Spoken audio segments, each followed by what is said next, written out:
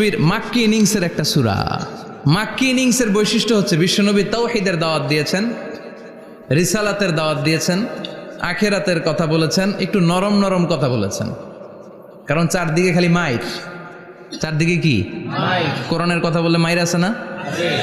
মার খেতে হয়, বকা শুনতে হয়, ঝুঁকি নিয়ে কথা বলতে হয়। চিল্লা এখন ঠিক কিনা? বিশ্বনবীরে বলা হলো এগুলো ছেড়ে দেন, এগুলো ছেড়ে দেন। সুন্দরী নারী দেব, টাকার পাহাড় দেব, ক্ষমতার চেয়ারে বসিয়ে দেব, সব দিব। এই হচ্ছে আমাদের 3 দফা। নারী দিব, সম্পদ দিব, ক্ষমতা দিব। বিষ্ণু বললেন আমার খালি 1 দফা। আমার কয় দফা? 1 দফা। লা ওয়াদাউ আশ-শামসা ফি ইয়ামিনি, সূর্য যদি ডান হাতেও দাও, ওয়াল কামারা ফি ইয়াসারি, চন্দ্র যদি বাঁ হাতেও দাও, এই কালেমার দাওয়াত থেকে 1 হাতও আমারে পিছনে নেওয়া যাবে না। চিল্লা এখন ঠিক কিনা? মুমিন কখনো